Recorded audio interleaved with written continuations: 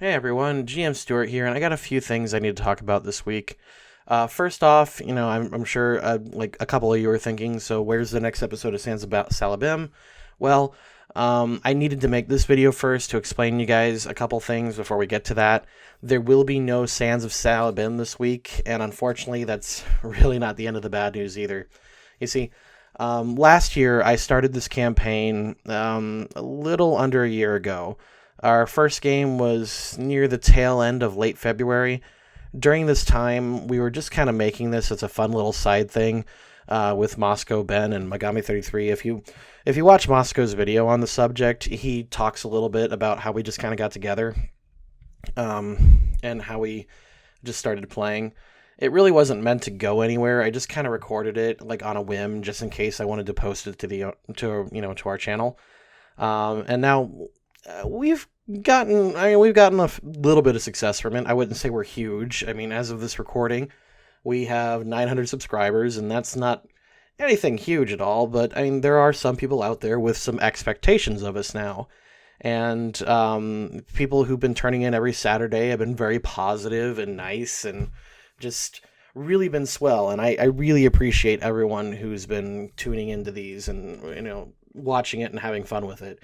It really is, very flattering. So, anyway, thank you for that. Anyway, last year was a really busy year for us here at Loading Crew, and for those who don't know, my wife and I own a small business called Loading Crew Crafts. My wife makes handmade plushies and pillows and other kinds of stuff, and we travel from convention to convention and selling them. Well, last year we ran a Kickstarter to create a mobile game called Jelly Realms, and it was a match 3 puzzle game with RPG elements featuring the jellyfish characters, which is why sometimes you see some of them in our videos, and we make references to them all the time. If you're watching the Pokemon tabletop, the character Nomura is our rogue jellyfish, and he's playing the Tentacruel right now, and that's just hilarious to me. Anyway, unfortunately, over the summer, our Kickstarter failed, and it failed hard. And I'm not going to pretend that we ran a fantastic Kickstarter campaign. We asked for a lot of money, and the demo barely functioned, and it just kind of fell flat, and we didn't really know what we were doing. But that and some other things were happening. Anyway, looking back at it now, I'm really embarrassed that we ran it.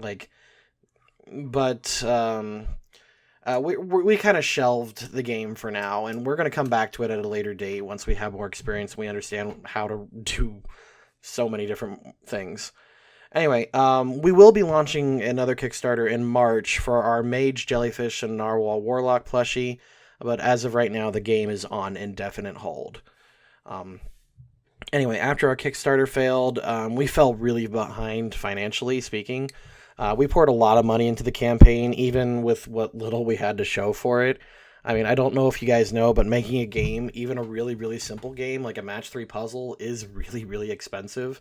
And you should learn from our mistakes. Really know what you're doing before you throw yourself at something like that. It's probably one of the few times when I actually I was at a bad place then. And I had some, really bad thoughts in my head, and just it was not a good time. During this time, I still played Pathfinder with the guys and Corinne, but I just didn't have any drive to really try or perform or do anything or even really write. So during this time we played, I didn't record, and I didn't even really give a great deal of thought into the story. So unfortunately, because of this, I've probably missed 3 to 5 sessions of Sands of Sala'Bhim due to the, just this really hard time that my family and I were going under at the time. And I don't have a lot of memory of these sessions either, which is very unusual for me. I've got a very poor memory, but as far as things like Dungeons and Dragons and Pathfinder goes, I have a very good memory for it, simply because I see it like teaching, where I memorize, when you remember 90% of what you teach, but I don't remember any of these sessions, at least not really. I had to go back and look at our records and had to pull things up from there. Anyway, shortly after the event, Yeah. So anyway, if you've listened so far, I really appreciate it, and I'm just gonna kind of give you like relay the events to you. I wanted to record this really nice, fun, long video where I would be in front of a camera and show you guys all the things that we did and all the maps. But unfortunately, this week has really kicked me in the pants real hard. Um, this will be a very easily recorded video. I will probably do very minimal editing. As of this recording right now, it is 8 p.m. Friday Eastern Time, and this video is supposed to go up by tomorrow at noon. But that seems like a long time. But I have to wake up at 5 in the morning, and I've got more things to do. So I'm very sorry for the lack of quality in this video, and I hope you guys can forgive me. This is just I have another job full time, and on top of that, I still help my wife out with my business, take care of the house and JoJo. So thank you everyone for understanding. But I'm just going to give a quick relay as to what happened in in these past couple events. So if you watched from the last video, shortly after the events of the docks, the party couldn't leave town quite as easily as they hoped. So they went back to the catacombs, hoping they could find some allies. And at this point, I just kind of improv'd it, and we just kind of just played on the fly. And X decided that there was a guy in town. He rolled a knowledge local, and he said that, yeah, there was a guy in town because he rolled really well. And I said, sure, go ahead and make up who this guy is. And Kane said, oh, he's a he's a guy who's really into bears. He's got like tons of bears, all the bears in the world, bears for days. And so I said, sure, that's great. So they went down into the sewers in an attempt to find this guy on the other side of town who was really into bears. While in the sewers, I rolled an encounter roll, and I rolled for a very critical, important encounter. So I had this character in my head for a while, and I said, okay, why don't they just run into him now? And they ran into a Tuffle. So, like a Tuffle from Dragon Ball. And while I've tried to avoid a ton of different Dragon Ball stuff in the campaign, I did feel that, like, hey, a Tuffle is from the Planet Plant or Planet Vegeta or whatever, so we'll just throw them in for fun. And my interpretation of a Tuffle is a little bit different from what was in the anime of Dragon Ball. In the anime, they were just basically humans in space. But in this game, I kind of imagined that they were evolved from mushrooms, so I gave him the sprite of Toad from Super Mario and just kind of rolled with it. Anyway, I called him Dr. Shiitake, and I laughed at his name and just kind of threw him at them. And I had him armed with a mini railgun, and he had a bodyguard who was a pretty good fighter. And the party actually had a really good fight in the sewers. I actually remember this pretty well, because they were really scared of that railgun. But they eventually did beat him. They took his equipment, and they started exploring the sewers, and he had a floating transport vehicle that he had in the sewers with him. Well, they commandeered that. They took the guy with them, and they eventually started talking to Dr. Shiitake, and they found out that he worked for the Iron Squid, and that made sense to them, because how else is he going to get on this planet when Planet Plant is off doing its own thing? Unbeknownst to the party at the time, the planet was destroyed, but that's a whole other thing. Anyway, so the party kept him captive for a while, and they met with their potential ally, the bear guy. And when they met up with him, negotiations went sour real quick. They just said all the wrong things. They rolled terribly, and I made a quick roll for his backstory, and the dice decided that this guy was a bounty hunter. And I was like, oh, well, this is hilarious. So the bear guy and his bear army attacked the party. The party ran back into the sewers. I think Pata got in a solar flare or something, and they managed to get away from it. But then I rolled again, and the dice just were not in their favor today, because I rolled for another major encounter, and I was like, oh, the Iron Squid is tracking you guys, because they could tell you had Dr. Shiitake or something like that. And so they mounted this sci-fi storage transport vehicle, like something you would carry cargo on. And they just kind of like took it out of the sewers. And Pata and Joey were like, "Oh, we have a flying boat now, so that's better." So it was a lot of fun. And they got out of the sewers. Um, and they did go back. They went back for the rest of the Hashashins, and they went back for the Sultan. And when they did that, then they left the sewers. And they still had the corpse of Dr. Shiitake with them.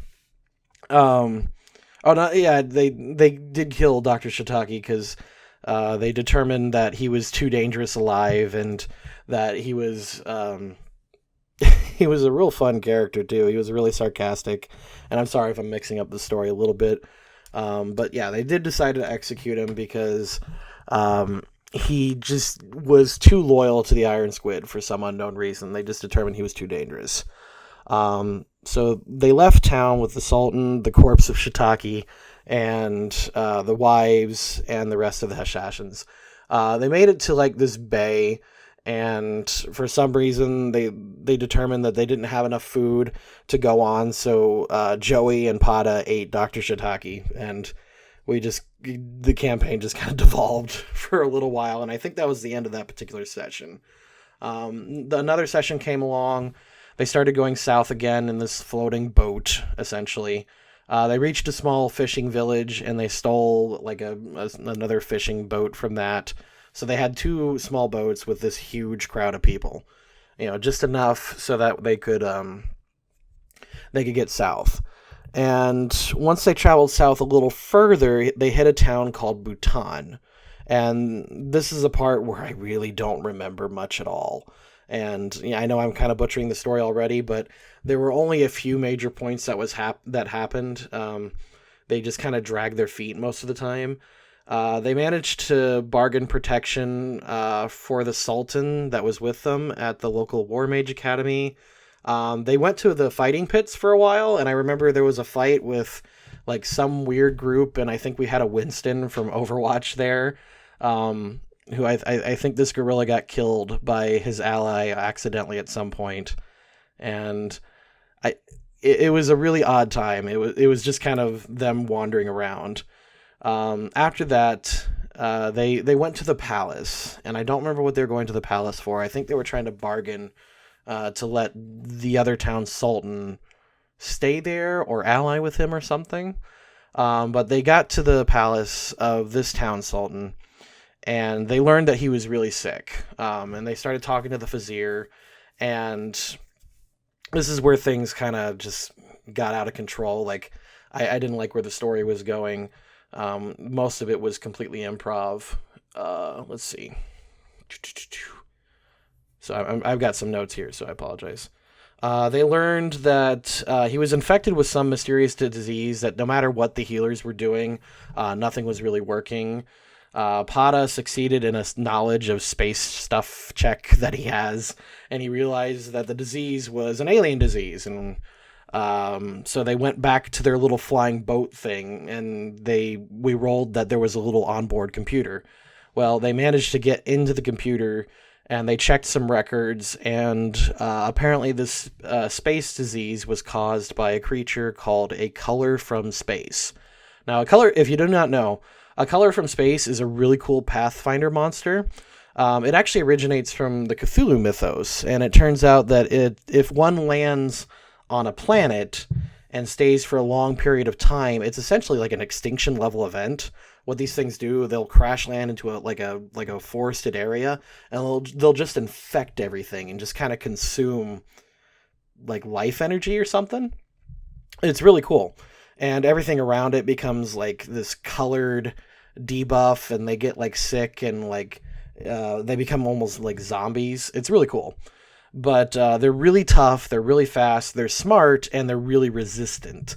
In fact, I think like most elemental attacks do like half damage to it, but they only have one kind of weakness, and that is force damage. And in Pathfinder and games like that with Dungeons and Dragons too, force damage is done by very, very few things.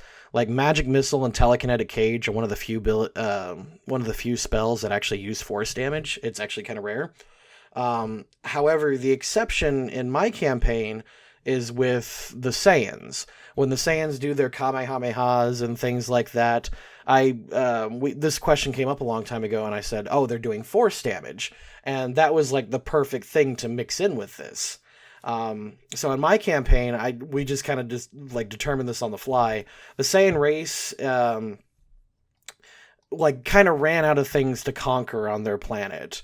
Frieza doesn't exist in this timeline, so they never joined any kind of galactic conquering force or anything like that.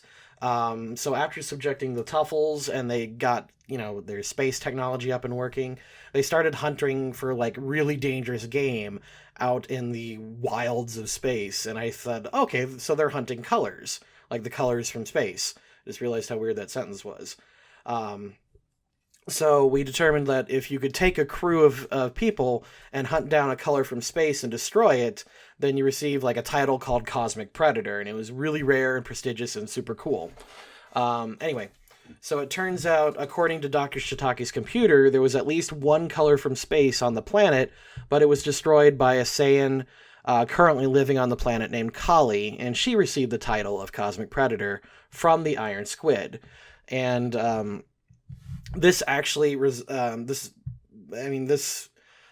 this is the one part that really wasn't made up. Like, I didn't improv this part.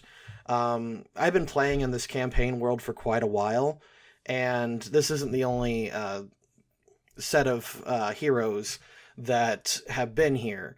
My wife and I and a few of our personal friends have played in this campaign world before, and that was actually done by another party. That color from space was killed by a party. My wife was in, and a couple of our other friends. I think her brother was too. And she was playing a half Saiyan at the time, and she actually did solo a color from space, and it was really cool and really tough. I think she lost an arm to it at the time. I think they were relatively high level. I think they were like level 8 or 9 or 10. It could around that ballpark, but they barely survived.